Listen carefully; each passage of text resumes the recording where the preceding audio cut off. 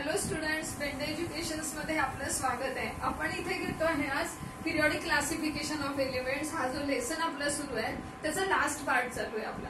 Last part मध्ये आपल्याला metallic and non metallic characters घ्यायचे आहेत. हे जे मेटॅलिक आणि नॉन मेटॅलिक कॅरेक्टर आहे ही एक पिरियडिक प्रॉपर्टी आहे आणि याच्यापूर्वी आपण व्हॅलन्सी आणि ॲटॉमिक साईज या दोन आपण पिरियडिक प्रॉपर्टीज आधीच्या व्हिडिओज मध्ये घेतलेल्या आहेत. आपल्याला metallic and non metallic character बघायचं आहे आणि एक लास्ट पेजवर एक छोटा पॅरेग्राफ तुम्हाला दिलेला आहे, gradation in the halogen family. ते सुद्धा आज मी इथे तुम्हाला शिकवणार आहे आणि आपण हे लेसन कम्प्लीट करूया. ठीक आहे, तर हा पिरियडिक टेबल आहे. आता या पिरियडिक टेबल मध्ये बघा, horizontal rows are called as periods, vertical columns are called as groups. There are 7 periods and 18 groups in modern periodic table. हे आता तुम्हाला पक्क माहिती झालंय. मग आता इथे आपण थर्ड पिरियडचा विचार करू. सपोज तुम्ही थर्ड पिरियडचा विचार केला तर इथे नक्की बघा, इथे सोडियम मॅग्नेशियम दिलाय लेफ्ट हँड साइडला. आपल्याला माहितीये सोडियम आणि मॅग्नेशियम दीज आर मेटल्स. ठीक आहे, आता इथे बघा phosphorus, sulphur, chlorine these are non metals. आपल्याला माहितीये की इकडच्या साइडनी मेटल्स आहे, म्हणजे लेफ्ट हँड साइडला मेटल्स आहेत आणि राईट हँड साइडला नॉन मेटल्स आहे. आणि मेटल्स आणि नॉन मेटल्स यांच्यामध्ये सिलिकॉन हा मेटॅलॉइड आहे. What are metalloids? Metalloids are the elements which show properties of both metal and non metal. They are called as metalloids. मग तुम्ही या ग्रुपमध्ये हा जो ट्रेंड बघितला, कुठला ट्रेंड बघितला की लेफ्ट हँड साइडला मेटल्स आहेत, राईट हँड साइडला नॉन मेटल्स आहे आणि त्याच्यामध्ये मेटॅलॉइड्स आहे. तर हा सेम जो ट्रेंड आहे, हा सेम ट्रेंड सगळ्या पिरियड्स मध्ये अप्लिकेबल आहे. तो सेम ट्रेंड सगळ्या पिरियड मध्ये तुम्हाला दिसून येईल. ठीक आहे, एवढं समजलंय. मग लेफ्ट हँड साइडला मेटल्स, राईट हँड साइडला नॉन मेटल्स. मग आता व्हॉट आर मेटल्स म्हणजे मेटॅलिक प्रॉपर्टी कशाला म्हणतात? What is mean by metallic characters? तर हे जे मेटल्स आहेत सगळे लेफ्ट हँड साइडचे, ही झिगझॅग लाईन आहे बघा. ही जी झिगझॅग लाईन आहे, ही झिगझॅग लाईन मेटल्स आणि नॉन मेटल्सला वेगळं करते पिरियडिक टेबल मध्ये. मग आता या ठिकाणी बघा, ही झिगझॅग लाईन आहे मेटल नॉन मेटलला वेगळं करणारी. तर मेटलची टेंडन्सी काय आहे? मेटल्सच्या आउटरमोस्ट ऑर्बिटमध्ये 1, 2 किंवा 3 इलेक्ट्रॉन्स असतात. मेटलच्या आउटरमोस्ट ऑर्बिटमध्ये ज्यावेळेला 1, 2, 3 इलेक्ट्रॉन्स असतात, they have tendency to lose these electrons. Metals have tendency to lose the electrons and forms positively charged ion, that is cation. Suppose आपण NaCl चा विचार करूया. या ठिकाणी NaCl हा एक आयनिक कंपाऊंड आहे आणि हा आयनिक कंपाऊंड कशापासून तयार झालेला आहे?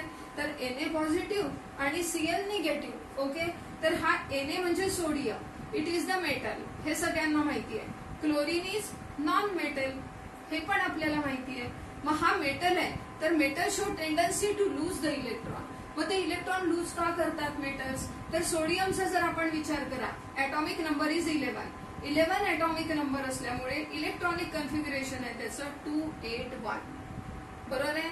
आता मेटल्स, जेवढेही मेटल्स आहेत त्यांच्या आउटरमोस्ट ऑर्बिटमध्ये 1, 2 और 3 इलेक्ट्रॉन्स असतात आणि त्यांना त्यांचं आउटरमोस्ट ऑर्बिट कम्प्लीट करण्यासाठी या ठिकाणी बघा, सपोज 1 इलेक्ट्रॉन आहे तर आउटरमोस्ट ऑर्बिट कम्प्लीट करण्याकरता 7 इलेक्ट्रॉन गेन करावे लागतील. मग त्यापेक्षा तो 1 इलेक्ट्रॉन लूज करतो. ओके, 1 इलेक्ट्रॉन जर त्यांनी लूज केला तर त्याचं आउटरमोस्ट ऑर्बिट स्टेबल होतं आणि so metals have tendency to lose the electrons. आणि इलेक्ट्रॉन लूज केल्यामुळे त्यांच्यावर पॉझिटिव्हली चार्ज आयन तयार होतो.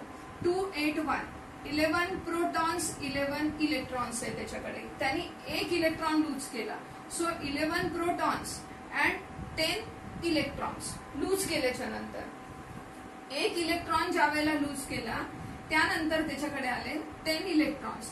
मग आपण जर याची सम केली तर आपल्याला चार्ज मिळतो 1+. म्हणजे या हिशोबाने जर आपण बघितलं तर सोडियमकडे 1+ चार्ज येतो. म्हणून सेम मेथडनी मेटल्सची टेंडन्सी असते to lose the electrons and form positively charge ion, that is cation. आणि मेटल्स सगळे कॅटायन फॉर्म करतात आणि मेटलनी कॅटायन फॉर्म केला की हा पॉझिटिव्हली चार्ज आयन तयार झाल्यामुळे मेटल्सची जी प्रॉपर्टी आहे त्याला म्हणतात electropositivity. Electropositivity and this electropositivity is called as metallic character. Electropositivity म्हणजेच मेटॅलिक कॅरेक्टर. ओके, पुन्हा लक्षात घ्या, metals show tendency to lose the electrons and forms positively charge ion, that is cation. This tendency of metal is called as electropositivity. आणि ही जी electropositivity आहे it is also called as metallic character. आणि exactly याच्या opposite non मेटलचं असतं. Non metal हा chlorine non metal आहे. क्लोरीनकडे 17 इलेक्ट्रॉन्स आहे, त्यामुळे 287. म्हणजे यांना जर समजा आउटर मोस्ट ऑर्बिट कम्प्लीट करायचं असेल नॉन मेटल्सला, they gain the electron, they accept the electron, ते इलेक्ट्रॉन्सला एक्सेप्ट करतात आणि त्या ठिकाणी मग एक्स्ट्रा इलेक्ट्रॉन्स झाल्यामुळे काय होतं की त्यांच्यावरती निगेटिव्ह चार्ज तयार होतो. आणि निगेटिव्ह चार्ज तयार होतो तर त्याला आपण इलेक्ट्रोनिगेटिव्हिटी म्हणतो. आणि electronegativity is the characteristic of non metals. समजलंय आता? हे खूप इझी आहे. तुम्ही इलेक्ट्रोपॉझिटिव्हिटी लक्षात घेतलं की तुम्हाला इलेक्ट्रोनिगेटिव्हिटी ऑटोमॅटिकली समजेल. मग आता ग्रुप मध्ये बघूया आपण की मेटॅलिक कॅरेक्टर कसं चालतं विदिन द ग्रुप. सपोज आपण ग्रुपचा विचार केला तर ग्रुपचा विचार करत असताना आपण फर्स्ट ग्रुपचा विचार करूया.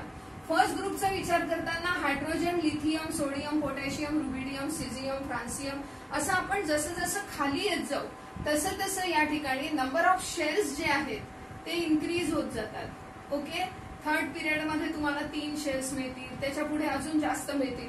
मग अशा पद्धतीने जेव्हा आपण जातो त्यावेळेला ऍटॉमिक रेडियस जी आहे ती वाढत वाढत जाते. ऍटॉमिक रेडियस वाढते. जसं जसं आपण ग्रुपमध्ये खाली खाली येऊ ऍटॉमिक रेडियस वाढते. आणि ऍटॉमिक रेडियस वाढल्यामुळे काय होतं की आउटरमोस्ट शेल मध्ये जे इलेक्ट्रॉन्स असतात व्हॅलन्स इलेक्ट्रॉन्स, या व्हॅलन्स इलेक्ट्रॉन्स वरती न्यूक्लियस मध्ये असलेला जो पॉझिटिव्ह चार्ज आहे, जो फोर्स ऑफ अट्रॅक्शन त्यावरती अप्लाय करत असतो तो कमी अप्लाय करू शकतो, कारण या ठिकाणी डिस्टन्स वाढलं. आणि जितका तो फोर्स ऑफ अट्रॅक्शन कमी काम करेल तितके ते इलेक्ट्रॉन इझिली लूज होतील, ते इझिली एस्केप होऊन जाऊ शकतात. समजतंय तुम्हाला? आणि हे जे इलेक्ट्रॉनचं एस्केप होणं आहे यालाच आपण मेटॅलिक कॅरेक्टर म्हणतो. म्हणजेच काय थोडक्यात सांगायचं तर जेवढी रेडियस कमी असेल तितका इलेक्ट्रॉन लूज होण्याची शक्यता कमी असते. बरोबर आहे? कारण त्या ठिकाणी जो फोर्स ऑफ अट्रॅक्शन आहे तो जास्त अप्लाय होत असतो. म्हणजे या ठिकाणी वरून खाली येत असताना as we go down the group होत असल्यामुळे metallic character increases down the group. Metallic character increases कारण रेडियस वाढते, फोर्स ऑफ अट्रॅक्शन कमी होतो. हे 2 पॉइंट्स आहेत. बरोबर. आणि आता जर तुम्ही पिरियड वाईज विचार केला तर एका पिरियड मध्ये ज्या वेळेला आपण जातो, सपोज या पिरियडचा विचार करूया तर period wise number of shares same असतात. पण नंबर ऑफ शेअर्स जरी सेम असले तरी नंबर ऑफ इलेक्ट्रॉन्स वाढत जातात. आणि नंबर ऑफ इलेक्ट्रॉन्स वाढत जात असल्यामुळे जो बाहेरचे जे इलेक्ट्रॉन्स आहेत त्यांना आतले प्रोटॉन्स जास्त इलेक्ट्रॉन्स असल्यामुळे जास्त जोराने ते आतमध्ये ओढतात. आणि ओढत असल्यामुळे atomic radius goes on decreasing. जसं जसं आपण पिरियड वाईज असं जातो तशी तशी ऍटॉमिक रेडियस जी आहे ती कमी कमी होत जाते. आणि ऍटॉमिक रेडियस कमी झाल्यामुळे इकडे इलेक्ट्रोपॉझिटिव्हिटी कमी होत जाते आणि इलेक्ट्रोनिगेटिव्हिटी वाढत जाते. रेडियस कमी झाली, लक्षात घ्या ही गोष्ट व्यवस्थित, की रेडियस जर कमी झाली तर डिस्टन्स कमी होईल. डिस्टन्स कमी झालं न्यूक्लियस पासूनचं व्हॅलन्स इलेक्ट्रॉनचं तर त्या ठिकाणी ते त्याला जास्त जोराने ओढतील. आणि जास्त जोराने ओढल्यामुळे ते इलेक्ट्रॉन लूज होऊ शकत नाही. म्हणजे त्या ठिकाणी मेटॅलिक कॅरेक्टर कमी होतं. म्हणजेच काय तर नॉन मेटॅलिक कॅरेक्टर वाढतं. मग आता तुम्हाला मेटॅलिक कॅरेक्टर आणि नॉन मेटॅलिक कॅरेक्टर समजलंय का? तर तुम्ही ग्रुपमध्ये जसं जाता as we go down the group metallic character increases.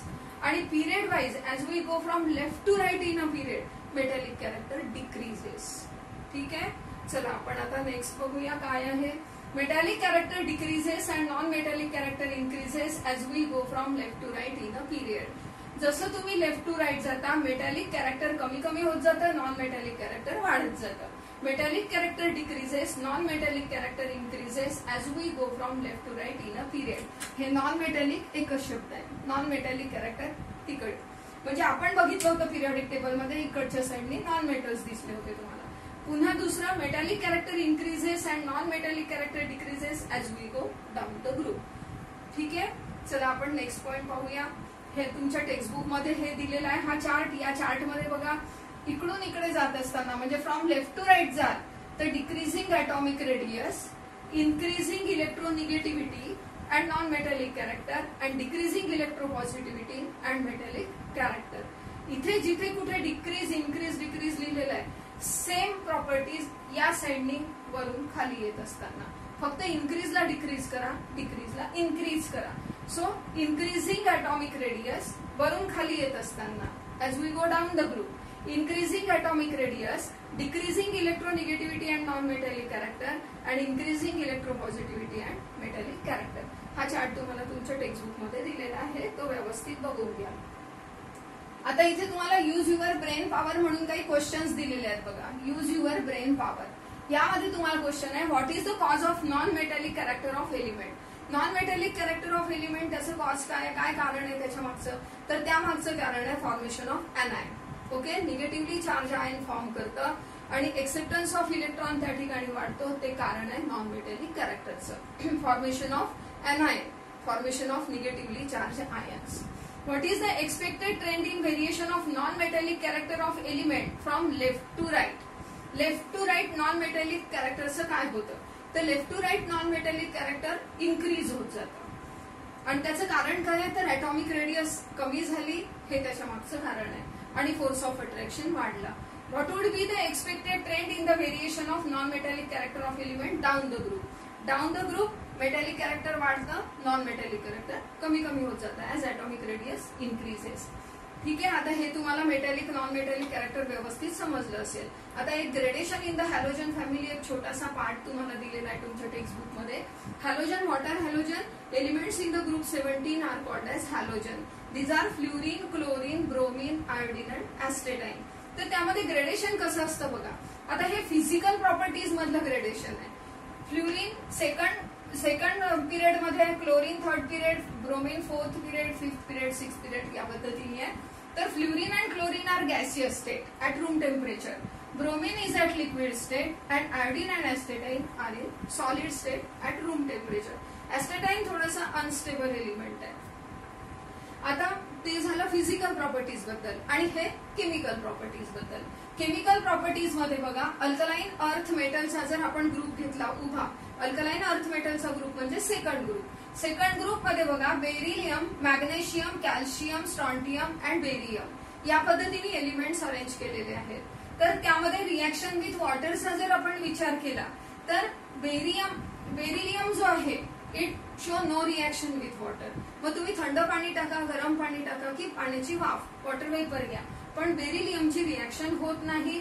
Magnesium reacts with hot water or steam and calcium, strontium and barium हे जे आहे it reacts with water at room temperature with increasing rate. म्हणजे calcium पेक्षा strontium जास्त react करेल, strontium पेक्षा barium. म्हणजेच काय, बेरिलियम सगळ्यात कमी रिॲक्ट करतो, त्याहून जास्त मॅग्नेशियम, कारण मॅग्नेशियम हॉट वॉटर किंवा स्टीम सोबत, हे कोल्ड वॉटर किंवा रूम टेम्परेचरच्या पण पाण्यासोबत ते रिॲक्ट करतात आणि विथ इन्क्रीजिंग ऑर्डर. ओके, आता तुम्हाला सगळं समजलं असेलच. Gradation in the halogen family सुद्धा समजलं असेल.